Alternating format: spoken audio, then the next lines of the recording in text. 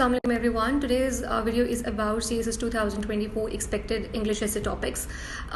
First of all, we need to establish कि CSS English essay के अंदर आपका जो एग्जामिनर है वो आपसे जो है वो क्या चाह रहा होता है.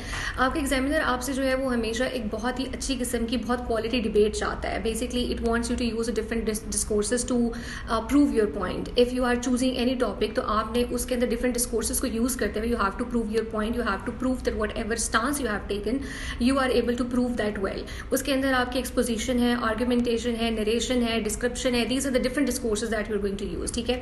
सो फर्स्ट ऑफ ऑल आपके जो भी टॉपिक आएगा आपको इतना पता होना चाहिए कि अगर आपने टॉपिक कॉम्प्रीहेंशन ठीक कर ली है तो आप उस टॉपिक को अटेम्प्ट कर सकते हैं.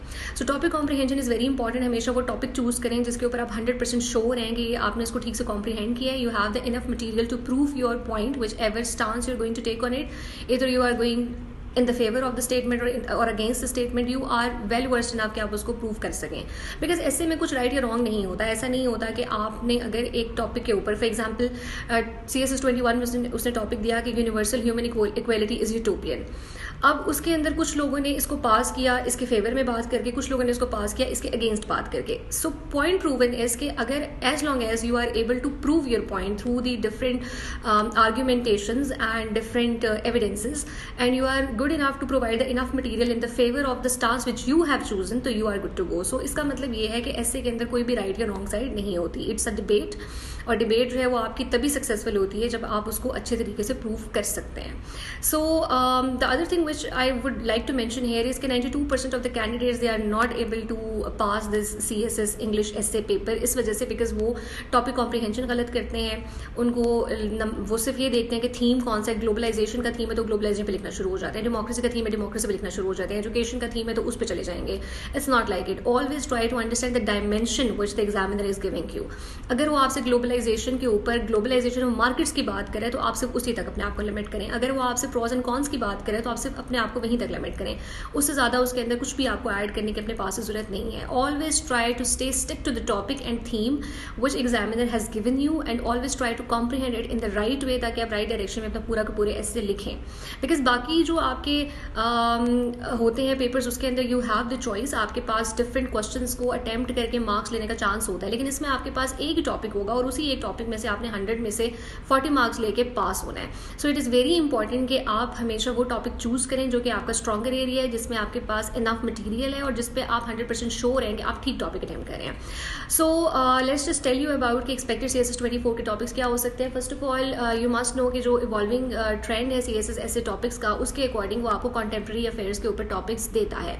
सो करंट अफेयर्स और ग्लोबल ट्रेंड्स को जरूर देखें. उसके बाद आपके लिए इंटरडिसिप्लिनरी थीम्स में से कोई टॉपिक वो दे सकता है. आपको philosophical and question based topics आएंगे.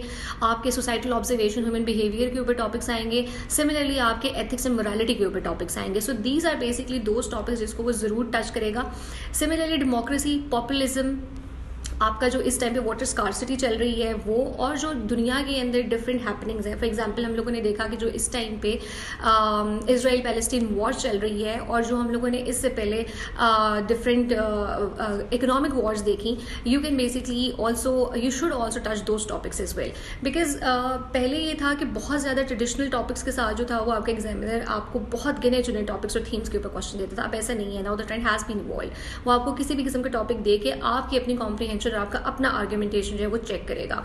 सेकेंडली यू मस्ट नो कि ऐसे के अंदर हमेशा आपने जितना ज़्यादा मटेरियल आपका अच्छे तरीके से प्रेजेंट हुआ होगा, कोट्स, कोटेशन, बुक्स, रेफरेंसेस, ये सारी चीज़ें आप जितनी अच्छे तरीके से रेलिवेंट रह के ऐड करेंगे उतना ही आपका जो एग्जामिनर है वो आपके इस बात से इंप्रेस होगा. मोर ओवर कभी भी जो है वो अपने ऐसे टॉपिक को सिर्फ और सिर्फ इंग्लिश ऐसे की हद तक रिस्ट्रिक्ट ना करें. आपने 12 सब्जेक्ट्स पढ़े हुए, 12 सब्जेक्ट्स का फ्लेवर उसमें ज़रूर ऐड करें. When ever you doing the exposition तो उसके अंदर हमेशा हिस्टोरिकल एविडेंस को एक बहुत अच्छे तरीके से उसमें प्रेजेंट करें ताकि उसमें आपके जो डिफरेंट डिस्कोर्सेज हैं उनको आप ठीक से इम्प्लीमेंट कर रहे हो. And the last thing that I would want to say here is के स्टे कॉन्फिडेंट. अगर कॉन्फिडेंस के साथ गलत चीज़ भी लिख कर आ जाएगी तो वो भी ठीक हो जाएगी. और अगर कॉन्फिडेंस नहीं होगा तो सही चीज़ भी जो है वो आपकी गलत हो जाएगी. सो इट इज़ वेरी इंपॉर्टेंट कि आप जो है वो उस टाइम पे अपनी नर्व्स के ऊपर कंट्रोल करें.